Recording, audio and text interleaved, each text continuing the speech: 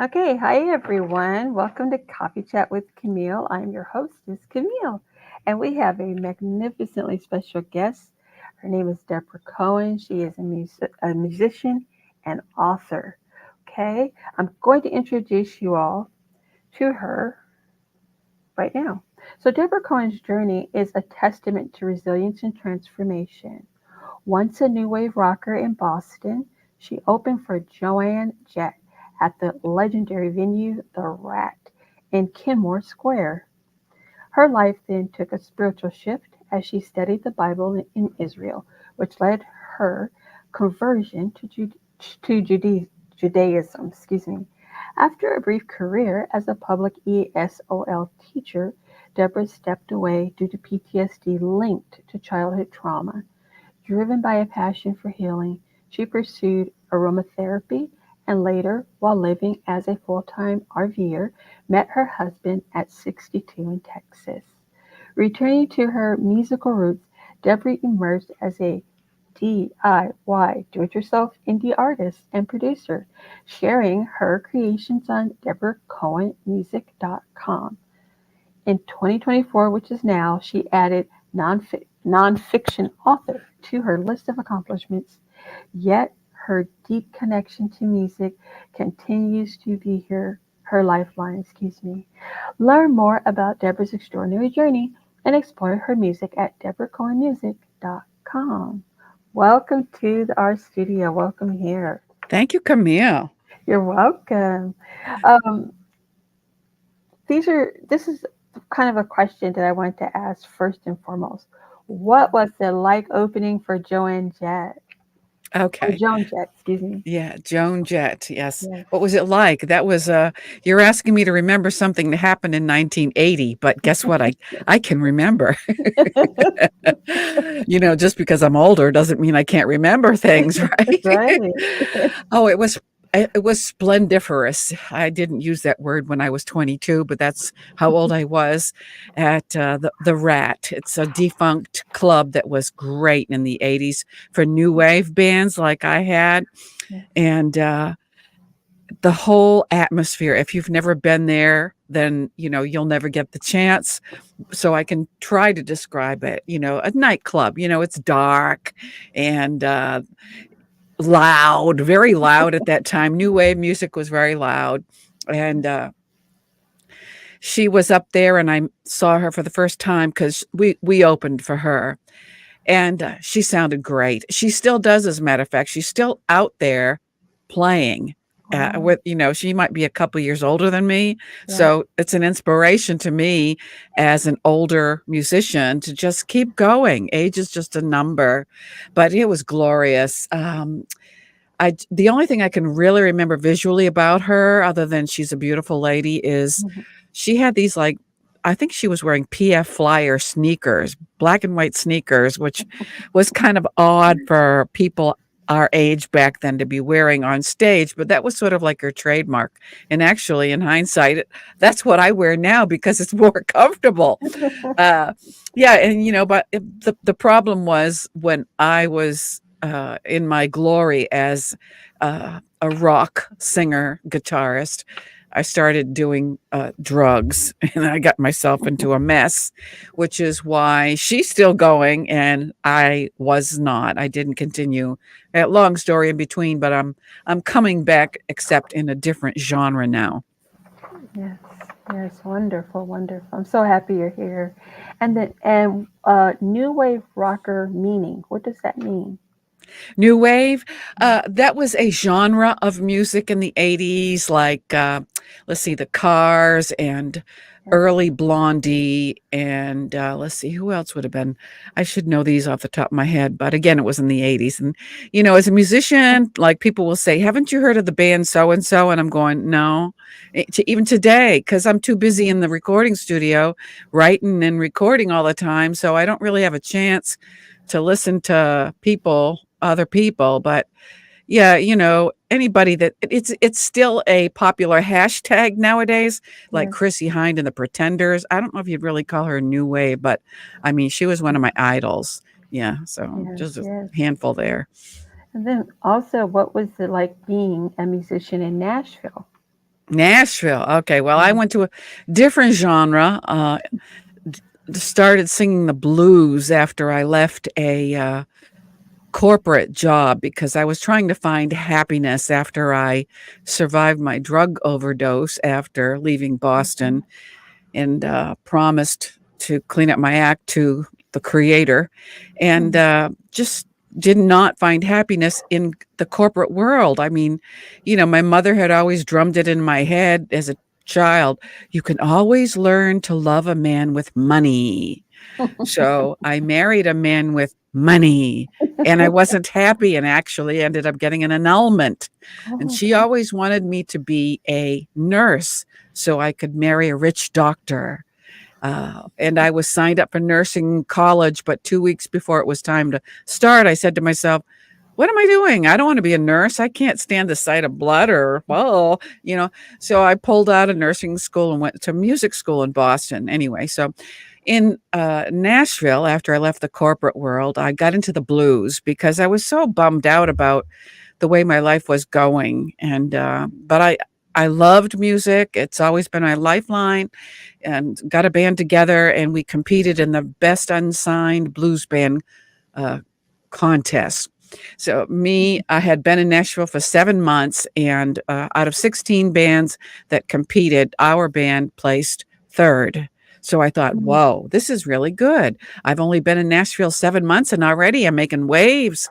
But that after that, I fell into a depression because I'm like, is that all there is to this? I don't know. It just wasn't working for me. And, I had these dreams of being a touring musician. And every time I tried to do it, something got in my way in life. But I think it was probably divine intervention now that I see where I am now. And then, what was it like being? Oh, excuse me, I should that. Tell us, please tell us about your singing process, and singing is healing. Singing is healing for sure. And, I didn't know clinically how healing singing is, but the process of my own healing started as a teenager when my mother, who was verbally abusive, would listen to me singing to Beatle records, if any of you know who the Beatles were, Yes, yes. and or Olivia Newton-John. I used to love singing with her, and my mother would just insult my voice and tell me I sound like a sick cow and stuff. So she kind of shut me down with her words. But Mhm. I had the desire to sing and a dream to be in a band, and so I had to go through counseling, extensive counseling, to get over the fear of singing because my Mhm. mother had really planted it in my head. Took a while to overcome that. Actually, I'm talking years. Mhm. So people that say, sticks and stones may break my bones, but names will never hurt me. That's a lie. You can, murder somebody with your words. So that's why we have so many teenage suicides today, because of the bullying and the things that people say to each other. It's just it's such a shame. But anyway, uh, I have lately tried to create this singing circle. They're becoming more popular nowadays, and you can have a singing circle. It's just a group in a circle of chairs that sing, but you can have the purpose of the circle for different reasons. And as I get older and am more interested in longevity, I realize with the documentation and the scientific studies now out there that if you dig for them, I actually have a podcast and I share the information on my podcast, a story and a song. But there are a lot of psychological benefits to singing, spiritual benefits. Helps people with breathing problems, with depression, with Yes. anxiety, with people that are lonely. And so Mhm. these are all things that I want to foster and cultivate in my singing circle in Clearwater, Florida. But the hard part is getting people to understand and accept or believe the benefits of singing, because the first thing that most people say that I'm around is when I ask them to come to my singing circle, oh, no, you don't want me to sing, or I can't sing. And, somebody told them that lie, or maybe they just don't sing in key or whatever. But, there's training for that. There's things like ear training online that you can do for free. So if you can't hold a tune, you can actually take a lesson or 2 or 3 or whatever it takes and get to the point where you can actually sing a song. So my encouragement is for anybody that, it's a fun thing to get around with people, and you learn in this. I do mine in the synagogue. So we learn praise songs in Hebrew and English. And I talk about the creation of the song, why it was written, and try to make it a fun thing, because the most fun class I ever had in public school as a child, I'm saying second grade, was the music teacher. That's before they started taking music out of public schools. They don't realize that music engages the left and right side of your brain. It's a whole brain activity. And so I still remember she came in with this big bag of like shakers and little trinkets and xylophone and little drums. And she opened up the bag and let us little kids, come get one. And she would teach us to sing with, and she must have had a lot of patience to put up with somebody, hitting the drum off tempo and stuff. But we were just having such a wonderful time. And so I want to make that an opportunity for adults, if they can just get out of the way with that negative thinking that a lot of people actually have. Yes, yes. That sounds so amazing. And then where can we find your music, your book, and your merch? Ah, well, this week, which is the week right now in the recording of this broadcast, it's September. We just finished through September 11th, the tragedy of September 11th in 2024. Here we are now. So I'm saying it was a Remembrance Day. But at the same day, I released a new single called Zion. And you can find my music on my website, or just do a Google search for Debra. Make sure you spell my name right, Debra Cohen, Cohen, and look for the song Zion. I wrote that song because there's a lot of people right now, college students, that are calling Jews Zionists as if it's a derogatory term. And I thought, you know what? I bet you a lot of people don't know that term comes from the Bible. And so I decided to write the song Zion based on the prophecy of Isaiah in the Bible. Zion is mentioned 152 times in the Bible. So let's talk about the good words. Let's not twist and distort our language and speak hateful things to each other. That's not what we should be doing. It's just not right. So I'm trying to make a difference and take the word Zion. And so I said you can get that on DebraCohenMusic.com. And I've got merch too. You have to have courage to, if you can see you have to have courage to wear something that says Zionist, and you don't put it on this shirt, which you can buy on Amazon. Just type up Zionist apparel and you'll find it. There's a bunch of Zionist stuff, but this one here has a tiger on the front because we're talking about the Lion of Judah. And you don't want to wear it on a college campus where they're fighting Jews and saying these nasty words about Zion, but you could, like I'm doing, have an opportunity to go on a podcast, teach people the goodness of things instead of trying to fight with people. And I also have another, just to show you if you can see it. This shirt, so cute. Yes. This is peace in 3 languages. The top says Shalom, and the middle is peace in English, and the bottom is Salam, which is Arabic.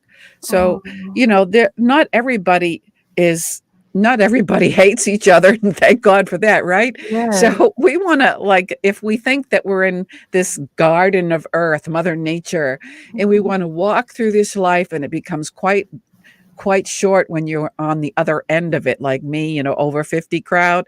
So you want to, if you have hate in your hearts, you're only hurting yourself. And why be like that? Just you can fall. Everybody has good in them.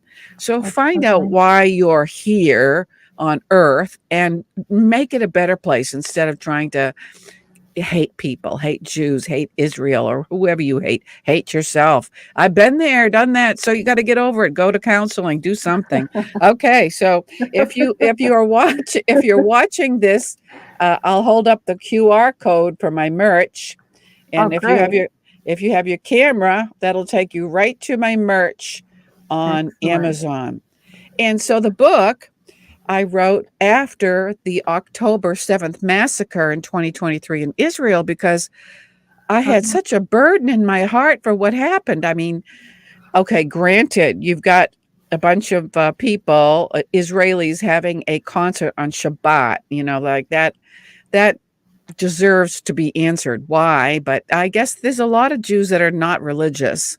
They're Mhm. secular, so they go to a concert and in the Negev, and they have a annual festival 3 kilometers away from Gaza. Well, Mhm. I don't know if that's really a good idea either, but that's where they picked it.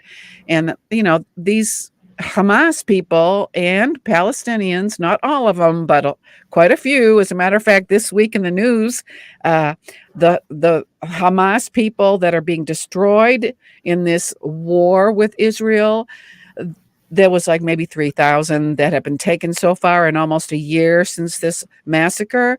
Well, Hamas just rounded up 3,000 more Palestinians to take the place of the Hamas people that were killed in this war. So there's plenty of, unfortunately, Arab Palestinians that think the only good Jew is a dead Jew. So I thought, oh my gosh, I Right. need to write a book.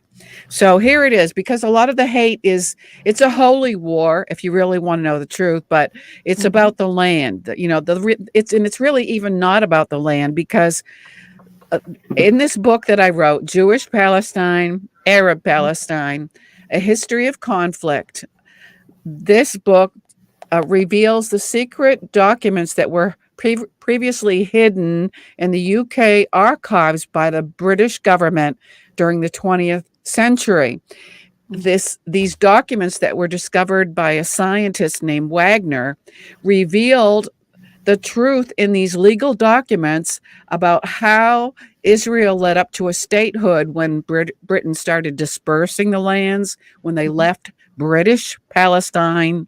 It was not Palestinian, it was British. And who Mhm. was living there? Jews and Arabs. So there were Jewish Palestinians and Arab Palestinians. So you might say, like the world is saying, why did Israel get a piece of land and the Arab Palestinians did not? Well, guess what? I tell you in the book why, but I'll give you a Mhm. little tidbit. The Arab Palestinians were offered Transjordan, which Mhm. used to be in the Bible 3,000 years ago, Gilead. Mhm. So the Jews gave up east of the Jordan, Gilead, which became Transjordan during the British ruling of Palestine, and offered it to the Arab Palestinians, which is their homeland. If you look at the Palestinian flag, it very much looks like Jordan's flag, because that's where the first generation Arab Palestinians came from. Mhm. But the Wow. plan, unfortunately, their plan, because their motto is the only good Jew is a dead Jew, they don't want the land that was given to them. They want to eliminate all of the Jews and take all of the land. So, regarding the two-state solution, how can anybody in their right mind try to create a two-state solution with a neighbor that wants to murder you and shoots rockets over your borders every day? Every Mhm. day. Who in their Mhm. right mind would want to have that? So, the plan that I am for is the Friedman Plan. And if you don't know about the Friedman Plan, you'll have to read Ambassador David Friedman's book after you read mine. Because mine is a simple outline. If you're confused about this and you really want to know the Israeli-Palestinian conflict, read my book first because it's an easy read outline. Then look for the new book that came out last week. It's called One Jewish State, and it Mm, very much agrees with the Bible. So, in a nutshell, if you think everything I'm saying is hogwash, then I guess you don't believe in the Bible either. So I don't have to feel bad about what I'm saying, you because that's between you and God. That's who it's between. true. Yes. Thank Yeah. you so much. Yeah. So Thank so you. the link for the book, the Yes. link for the book, Debra Cohen Books dot Okay. org. Okay. So DebraCohenBooks.org, right? Uh-huh. Yes. Okay. Okay. Excellent. Excellent. And so this pretty much concludes our interview. But I did want to ask you, Deborah, what is your favorite coffee and or hot drink? Oh, coffee. Oh, now you're talking about my drug of choice. Oh, I love coffee. I just look. Let's see. There used to be a jingle. The best part of waking up is the da da in your cup. Yeah, Yeah. remember if you're old enough, you remember that, right? The best part of waking up is coffee in my cup. So what kind of coffee? Black, dark coffee, and I like coffee with a little bit of CBD in it Oh, okay. because it helps with joint pain. Oh, I didn't okay. I Good didn't with start that. having joint pain till I was 68 because I don't know. I teach yoga to older adults like me online. Yes. So, starting over because I got whacked with COVID like a lot of people did. And Yes. that just totally, I mean, I lost my job. It Oh, really, it ruined everything for me. I put on weight. And so now I'm like, okay, now yeah. I have to start over and exercising, but I try to do it with people online. If you're interested, you can go to, let's see, what's it called? Burnalong.com and just look for the instructor, Debra Cohen. And it's size inclusive, which means for pleasingly plump people like me, you can start exercising a little bit at a time. Because Yes. the doctor said to me, Deborah, if you want to get back down to the weight that you were before COVID, you have to do 300 minutes of exercise a week. I'm like, Mm, 300 minutes? Oh my God. I thought I was doing wow. good with like 20 minutes, like 5 times a week. Oh, that's only what, 100 minutes? Oh my gosh. I'm like, I had to restructure my whole schedule around exercising. And then I went to the True. doctor's like for a checkup after exercising all summer. And I'm heavier than I was before I started riding my bicycle. I'm like, Oh, okay. what Yeah. the?